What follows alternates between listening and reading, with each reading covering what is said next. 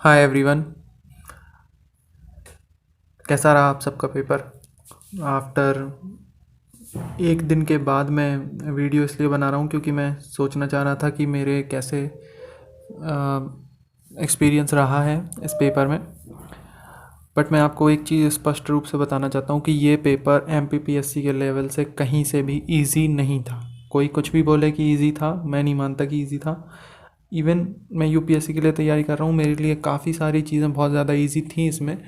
But जो इसमें MP GK थी वो मेरे लिए टफ़ थी, और जो एमपी का पढ़ने वाला बंदा है उसके लिए नेशनल ज्योग्राफी काफ़ी ज़्यादा टफ़ थी, और वर्ल्ड ज्योग्राफी भी एक डिसेंट लेवल पे थी। तो ये पेपर मेरे हिसाब से 50-50 था, 50% of the tougher side and 50% on moderate side. कोई ये बोले कि कितना परसेंट ईजी था, तो मैं बोलूँगा मैक्सिमम टू मैक्सिमम 10 से 15% ईजी साइड हो सकता है, विद कंसेप्चुअल क्लैरिटी यूनिट 9 यानी कंप्यूटर एंड आईटी में, और थोड़ा सा हिस्ट्री में। अदरवाइज़ एक थोड़े से कुछ क्वेश्चन जो फैक्चुअल आए थे जैसे पॉलिटी में, वो हो सकता है, क्योंकि यूपीएससी का क्वेश्चन लास्ट ईयर भी आया था, तो हमारी जिम्मेवारी बनती है कि हम यूपीएससी को फिर से थोड़ा डिटेल में पढ़ के जाते। तो वो क्वेश्चन एक्सपेक्टेड था एक्सपेंसेस पे, वो आया, वो मैं मानता हूँ। बट कुछ क्वेश्चन जो मैं आपको दिखाना चाहता हूँ, जैसे ये जो माइंस के बारे में आए हैं, ये बेलाडीला उड़ीसा में या केंदुजार कर्नाटका में, ये पूरे इंडिया की माइंस के बारे में है, सारे रिसोर्सेज के बारे में। तो ये लास्ट ईयर एक क्वेश्चन इसका आया था, कुद्रे बरेली हॉस्पेट जो कर्नाटक की आयरन ओर की माइन है, उस पर उससे एक आइडिया किसी ने लगाया हो, और अगर किसी ने तैयारी की हो इंडिया के लेवल पे रिसोर्सेज को देखने की, तब वो ये क्वेश्चन सही कर सकते हैं। अदरवाइज़ कोई नॉर्मल इंसान जो एमपीपीएससी के लेवल से पढ़ रहा है वो ये क्वेश्चन सही नहीं कर सकता। ऐसे ही मैं ये नेशनल पार्क्स पे बोलना चाहूँगा कि जो ये जो पूरे नेशनल पार्क्स हैं, आपने या तो पूरे इंडिया के नेशनल पार्क्स अच्छे से पढ़े हो, तब जाके आपको समझ में आएगा कि ये कहाँ गलत है या कहाँ सही है, आप तब आंसर तक पहुँच पाओगे। और ये ताटीपका ऑयल रिफाइनरी, ये सब क्वेश्चन, ये first successful attempt to tap underground heat was made in, ये कैसे इंसान याद रख सकता है एक एमपीपीएससी के लेवल से पढ़ने वाला। इवन मैं यूपीएससी के लेवल से पढ़ रहा हूँ, मुझे नहीं पता था ये क्वेश्चन, मैंने इसमें तुक्का लगाया, मैंने यूएसए लगाया, मुझे नहीं पता। और मैंने अभी इसमें आंसर की मैच भी नहीं की कोचिंग से, क्योंकि मैं वो आपसे भी बोलूँगा कि अगर आपने अभी तक नहीं मैच की है तो आप जाके मैच मत करो। आप बिल्कुल ध्यान मत दो कि आपके कितने आंसर बने हैं कितने नहीं बने, क्योंकि ये चीज़ आपको एक सेटबैक देगी।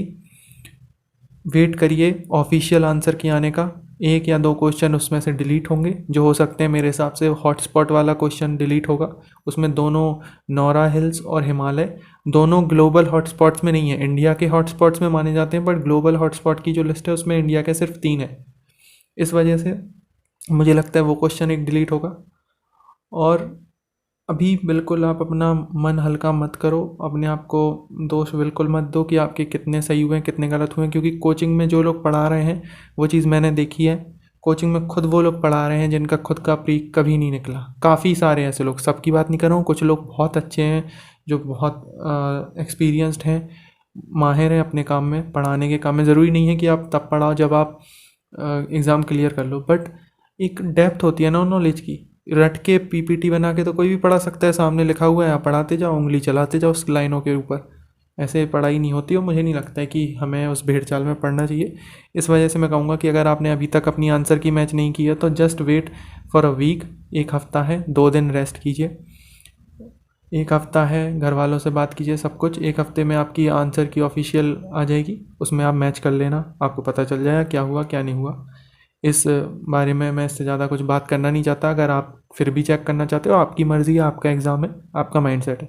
अगर आपको उससे कुछ मोटिवेशन मिलती है कि मैं ये देख लूँगा कि मेरी गलती कहाँ हुई है और मैं अगली बार नहीं करूँगा, तो उस बारे में हम आगे आके बात करने वाले हैं। इससे आगे कुछ क्वेश्चन जो बहुत कंसेप्चुअल थे, जैसे ये डायस्ट्रॉफिज्म, ये 11th क्लास की फ़िज़िकल ज्योग्राफी की बुक में है डायस्ट्रॉफिज्म। उसके कारण अगर किसी को बनता है तो बन सकता है, अदरवाइज़ मुझे नहीं लगता ये क्वेश्चन एक बहुत नॉर्मल लेवल पे कोई बच्चा कर सकता है। बाकी कुछ क्वेश्चन एक मॉडरेट लेवल पे थे मेरे हिसाब से। इस बार यूनिट 9 जो कंप्यूटर और आईटी आया है वो एक मॉडरेट टू इजी लेवल पे आया है। अगर आपने थोड़ा सा भी कंसेप्चुअल पढ़ा है तो आपका उसमें से एक भी क्वेश्चन गलत नहीं होगा। यूनिट 9 जो सबका सरदर्द बनी रहती है वो इस बार इजी थी। और कुछ क्वेश्चन जो सेंसस से आए हैं मुझे वो थोड़े से अटपटे लगे, क्योंकि वो उनकी ज़रूरत थी नहीं यहाँ पे। सीक्वेंस स्टेट का लोएस्ट लिटरेसी रेट हाईएस्ट से लोएस्ट के, ये तो चलो ठीक है, पर कुछ क्वेश्चन मैं डालना शायद भूल गया। बट कुछ क्वेश्चन मुझे थोड़े खटके थे, जैसे एक क्वेश्चन आया था, आई थिंक लिटरेसी रेट ही था शायद तक वो, अनूपपुर वाला, I don't remember exactly. But हाँ, कुछ ऐसा क्वेश्चन था जो एक दो मुझे थोड़े से लगे कि ये नहीं होने चाहिए थे। और एक 2000 में जो यूपीएससी के एग्ज़ामिनेशन को रिव्यू करने के लिए कमेटी बनाई थी, वो थोड़ा टफ़र साइड था, वो मुझे नहीं पता था, मैंने उसमें तुक्का लगाया है। मैं भी होप करता हूँ कि 80 to 90% लोगों को वो नहीं पता होगा, क्योंकि हम हर चीज़ पता नहीं कर सकते। एक 80-20 प्रिंसिपल है, अगर आपने सुना हो उसके बारे में, परेटो प्रिंसिपल कहते हैं शायद तक इसे। 80-20 प्रिंसिपल ये कहता है कि 20% आपके एफर्ट से 80% आपको रिजल्ट्स मिलते हैं, और जो बाकी 80% आप एफर्ट लगाते हो उससे सिर्फ 20% रिजल्ट मिलते हैं। तो ये क्वेश्चन उनमें से हैं जिनमें आप 80% रिजल्ट लगाने जाओगे, आपको मिलेगा 20%। जैसे यूपीएससी की कमेटी कौन बनी थी, 12th फाइनेंस कमीशन कौन सी थी, क्योंकि मुझे याद थी, मुझे 14th और 15th याद है। जब से मैंने प्रिपरेशन स्टार्ट किया तब से 14th और 15th का ही नाम रहा है, तो मुझे उससे ज़्यादा मैंने पीछे कभी देखा ही नहीं। तो 14th वाईवे रेड्डी कमेटी थी, और 15th है एन के सिंह कमेटी, जो 2026 तक रहने वाली है। तो मैंने उस हिसाब से पढ़ा है। 80 जो ये मैं 20% आपको बता रहा हूँ, जो 80% आपको रिजल्ट्स ला के देगा, उसमें आता है पॉलिटी, उसमें आता है कंप्यूटर, उसमें आता है जोग्राफ़ी आता है बहुत ज़्यादा, फिर उसमें आता है आई वुड से हिस्ट्री। ये वो 20% एरिया है जो आपको ला के देगा 80% ऑफ द मार्क्स। और 80% में आते हैं स्पोर्ट्स, हर बार के अवार्ड्स,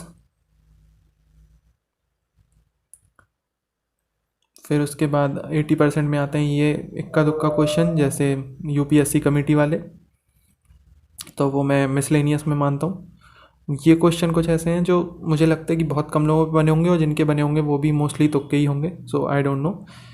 अब बात कर लेते हैं कि अब हमारी क्या अप्रोच होनी चाहिए, अगर हम अपनी आंसर की भी मैच नहीं कर रहे कोचिंग से, और हम एक्सपेक्ट भी नहीं कर रहे कि मेरा सिलेक्शन होगा कि नहीं होगा। मैंने अपना काम किया है, बाकी मुझे नहीं पता।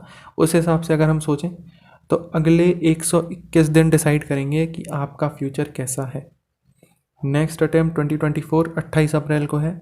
आज से मिला के 121 दिन रह गए हैं। मैं आपको देता हूँ 5 से 6 दिन अपना मूड फ्रेश करने के लिए। आप लगातार करते आ रहे हो, ब्रेक लेना बहुत ज़रूरी है। मैंने यूपीएससी की इस पूरी जर्नी में ये समझा है, और साथ में जब मैं एमपीपीएससी की तैयारी कर रहा हूँ तब मैंने ये समझा है। मैं इस बार दिवाली पर घर नहीं गया, मैं कहीं नहीं निकला, और मुझे ये खुद नहीं पता कि मैं कब से घर से बाहर नहीं निकला हूँ। मैं भी 10 से 15 दिन सिर्फ पेपर देने बाहर गया था। तो ये एक चीज़ है जो हमने काफ़ी सारे एफर्ट्स दिए हैं, तो ब्रेक भी बहुत ज़्यादा ज़रूरी है। वो चीज़ मुझे अब 1 साल 14 मंथ्स के अराउंड हो गए हैं मुझे घर से बाहर निकले हुए, मैं घर नहीं गया हूँ। तो मुझे समझ में आता है कि अब मुझे बर्नआउट फील होता है कि मैं थक गया हूँ, मुझे थोड़ा ब्रेक चाहिए। तो 1 हफ़्ते का मैं आपसे कहूँगा कि आपको ब्रेक लेना चाहिए, 1 हफ़्ते के आसपास। और क्रिसमस के दिन के बाद से आप अपनी अच्छे से तैयारी स्टार्ट कर दो, और 31 या 1 को अगर आप हैप्पी न्यू ईयर मनाते हो तो आप उस दिन ब्रेक ले सकते हो। पर मेरे हिसाब से 25 से आपको बैक ऑन ट्रैक आना चाहिए, तो आपके पास 115 से 110 दिन के बीच में बचेंगे फॉर द नेक्स्ट अटैम्प्ट। और उसमें आपकी क्या अप्रोच होनी चाहिए, जो मैंने 20% सब्जेक्ट जो निकाले हैं, जो बहुत बड़ा चंक कवर करते हैं, मेक और ब्रेक होता है जिनसे अटैम्प्ट, वो मैं आपको बता देता हूँ। और आगे अगर आपको ये वीडियो पसंद आएगी, अगर आप रिक्वेस्ट करोगे कमेंट्स में, तो मैं एक डिटेल्ड प्लान लेके आ जाऊँगा, क्या अप्रोच किस हिसाब से कैसे करना चाहिए, किस हिसाब से मैं अप्रोच करूँगा, वो सब हम उसमें बात कर लेंगे। पर उसके लिए आपका कमेंट ज़रूरी है कि आपको वो ज़रूरत भी है या आपके खुद के अपने प्लान्स हैं। तो मेरे हिसाब से जो कवर करना चाहिए वो है पॉलिटी, बहुत इम्पॉर्टेंट है। पॉलिटी के मैंने 1 पेजर्स के लिए स्पेसिफिकली एक वीडियो बनाई है, जिससे मुझे बहुत हेल्प मिली है। पॉलिटी में कुछ नहीं आता है कभी ना, इतने डेप्थ में क्वेश्चन आता है। सिंपल आया था कि लेजिस्लेचर कैसे बनती है, पार्लियामेंट कैसे बनता है, कैग की 6 ईयर्स की एज लिमिट होती है, वर्किंग लिमिट, टेन्योर। फिर उसके बाद आर्टिकल यूपीएससी के, तो वो यूपीएससी के लास्ट ईयर भी आर्टिकल पूछे थे, तो उसमें कोई डाउट नहीं होना चाहिए। थोड़ा सा डेप्थ में पढ़ना हमारी जिम्मेवारी थी। अगर गलत किया है तो कोई बात नहीं, बट फिर भी अगर कोई क्वेश्चन एक बार पूछ लिया तो हमें उस पर नज़र जानी चाहिए। क्योंकि मैंने देखा है लास्ट 2 साल से यूएन के कुछ बॉडीज़ के हेडक्वार्टर्स पूछ रहे थे, पर इस साल उन्होंने नहीं पूछा। पर फिर भी मैं मिसलेनियस से लूसेंट की वो पूरे पढ़ के गया था, उनके इवन इस्टेब्लिशमेंट ईयर भी। तो वो चीज़ आपकी जिम्मेवारी बनती है कि जब कोई क्वेश्चन लगातार आ रहा है उसी पैटर्न पे, उसी थीम पे बेस्ड, तो उसे प्रिपेयर करके जाएं। पॉलिटी आप कर लीजिए, 1 पेजर्स मैंने बताए हैं वैसे ही बनाइए।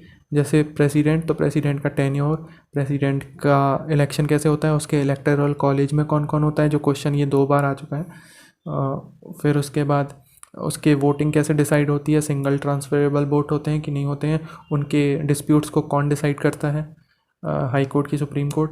ये सब इस हिसाब से आप छोटे छोटे एक एक लाइनों में ये सब लिख लीजिए, एक पॉइंट बुलेट पॉइंट्स में लिख लीजिए। ऐसे ही साइंस के भी मैंने नोट्स बनाए थे 1 पेजर, उस हिसाब से कर लीजिए। लूसेंट से बहुत डिसेंटली कवर होती है मेरे हिसाब से। साइंस का सिर्फ एक क्वेश्चन जो सबसे टफ मुझे लगा है वो समथिंग ऑस्टियो करके था, मैं भूल गया हूँ। ऑस्टियोक्लास्ट वो मुझे भी नहीं पता था, उसमें मैंने भी तुक्का लगाया है। और जब तक आपका मेडिकल बैकग्राउंड ना हो तो मुझे नहीं लगता कि वो क्वेश्चन किसी पे बना होगा। हमें वो करना है जो सब कर रहे हैं, वो हमारा गलत नहीं होना चाहिए। जो कोई नहीं कर रहा है वो हम पे भी नहीं बनता, तो उसकी कोई बात नहीं है, क्योंकि वो चीज़ कट ऑफ डिसाइड नहीं करेगी। पर अगर जो चीज़ बहुत ईजी है, जो सब कर रहे हैं, वो हम गलत करके आते हैं, तो आप कट ऑफ से काफ़ी दूर चले जाते हो। ये मेरा मानना है। ज्योग्राफ़ी मेरे हिसाब से सबसे ज़्यादा आपका ध्यान अब ज्योग्राफ़ी पे जाना चाहिए, क्योंकि बहुत टाइम से मैं देख रहा हूँ कि ज्योग्राफ़ी में कंसिस्टेंटली 15 से 20 क्वेश्चन आपके एक ज्योग्राफ़ी से कवर होते हैं। डिलीजेंटली करनी पड़ेगी, इंडिया की, वर्ल्ड की, एमपी की। क्योंकि आपको इकोनॉमी नहीं करनी है, क्योंकि इकोनॉमी पिछले 5 साल में कभी नहीं पूछी गई। सिर्फ एक बार ये पूछा गया था कि कितने % से प्रेडिक्ट की है कि इंडिया की ग्रोथ बढ़ेगी जीडीपी की। बस वो आप कहीं भी एक लाइन सर्च कर लोगे, वो आपको हर साल की गूगल पे मिल जाएगी, विकीपीडिया पे, कहीं भी कोई भी फेमस बॉडी आईएमएफ ने या फिर किसी और बड़े ऑर्गेनाइजेशन ने प्रेडिक्ट किए हैं, बस वर्ल्ड बैंक ने। इतना ही आता है, उससे ज़्यादा इकोनॉमी में कुछ नहीं आता है। और इकोनॉमी की जगह पे आप ज्योग्राफी के इकोनॉमिक फैक्टर्स कवर कर सकते हो कि कहाँ पे क्या मिलता है, horticulture, agriculture, special economic zones कहाँ पे हैं, मेगा फूड पार्क्स कहाँ पे हैं, वो आपका ज्योग्राफी के साथ ही कवर हो जाता है। तो इकोनॉमी आपको अलग से पढ़ने की ज़रूरत नहीं है। नेक्स्ट ईयर इंटरिम बजट आने वाला है, तो बजट भी आपको इशू नहीं देगा, क्योंकि अगली साल इलेक्शन है, तो बजट भी कोई बड़ा नहीं आएगा, ना इकोनॉमिक सर्वे आएगा। हिस्ट्री आपको डिलीजेंटली करनी पड़ेगी। 1 पेजर्स आर गो टू, मेरे वही रहने वाले हैं, मैं आपसे उम्मीद करता हूँ वही रहने वाले हैं। कंप्यूटर एंड आईटी की कंसेप्चुअल क्लैरिटी बहुत ज़रूरी है। जो फिशिंग वाला क्वेश्चन था वो एक काफ़ी डिसेंट लेवल का क्वेश्चन था। किसी ने अगर ध्यान से सिर्फ वर्ड पढ़ें कि ये फिशिंग होता है, ये ट्रोजन हॉर्सेस होते हैं, ब्ला ब्ला, तो उस पर शायद वो गलत हो गया हो। क्योंकि अगर आपको पता नहीं है कि फ़िशिंग क्या होती है और अलग अलग स्पूफिंग क्या होती है, आइडेंटिटी थेफ्ट क्या होते हैं, डिनायल ऑफ सर्विस अटैक क्या होता है, तो मुझे नहीं लगता कि आप नॉर्मली वो कंप्यूटर कर सकते हो। बट कंप्यूटर से एक अच्छे लेवल के क्वेश्चन आए थे, डिसेंट से क्वेश्चन थे, इजी साइड। प्लीज़ इकोनॉमी पे अपना टाइम बर्बाद मत करना। ये वो 80% है जो आपको 20% रिजल्ट देगा, और आपका टाइम बहुत ज़्यादा खाएगा। मेरे हिसाब से आप उससे ज़्यादा उस 20% को बार बार रिवाइज़ कर लो, जिसमें आपकी गलती होने की कोई चांसेस ना बचें, और अपने आप आपका एग्ज़ाम निकल जाएगा। इन दी एंड मैं आपसे ये बोलना चाहता हूँ कि अगर आपको प्लान चाहिए तो प्लीज़ मुझे कमेंट्स में बता देना, बट प्लीज़ अपने ऊपर हार्श मत रहो। आपने जितनी मेहनत की है, I am proud of you, I am totally proud of you. और आपको भी खुद पे प्राउड होना चाहिए, क्योंकि आपने जो एफ़र्ट किए हैं वो सिर्फ आप जानते हो, कोई नहीं जानता। और फ्रेंड्स और फैमिली को आपने जो हमेशा मना किया है कि आप नहीं जा सकते बाहर, उनसे नहीं मिल सकते, I know the hard decision जो मैंने खुद लिए हैं अपनी फैमिली के लिए। फ़र्स्ट टाइम अपने 24 साल की उम्र में मैं घर नहीं गया हूँ दिवाली पे। मुझे पता है कि मेरी मम्मी ने कितनी बार बोला है मुझसे कि घर आ जाओ, एक दिन की बात है, बट मुझे पता था कि सिर्फ 1 महीना रह गया एग्ज़ाम को, मैं आने जाने में ही 5-6 दिन बर्बाद नहीं कर सकता। इस वजह से मैं आपसे बोलूँगा कि अपने आप को कोसिए मत। जितनी आपने मेहनत की है बहुत अच्छी बात है, जस्ट बी हैप्पी। अब अपने दोस्तों से, भाइयों से, सबसे मिलिए, बैठिए, बातचीत करिए 2-3 दिन, फिर उसके बाद फिर से काम पर लगिए और 1 हफ्ते वेट करिए आंसर की आने का, फिर उसके बाद आंसर की से मिलाइए। कोचिंग्स में बार बार आंसर की चेंज हो सकती हैं और आपको इशू हो सकता है, आप सिर्फ बातें करते रह जाओगे और टाइम निकल जाएगा। उससे अच्छा है कि आप आराम से मूवीज़ देखो, टाइम पास करो, बात करो दोस्तों से, सबसे, वो ज़्यादा अच्छा है और मेरे हिसाब से वो ज़्यादा आपको बेनिफिट करेगा। तो इस नोट के साथ मैं वीडियो का अंत करना चाहूँगा। Thank you so much for watching and see you in the next one, and please don't be harsh on yourself. Thank you.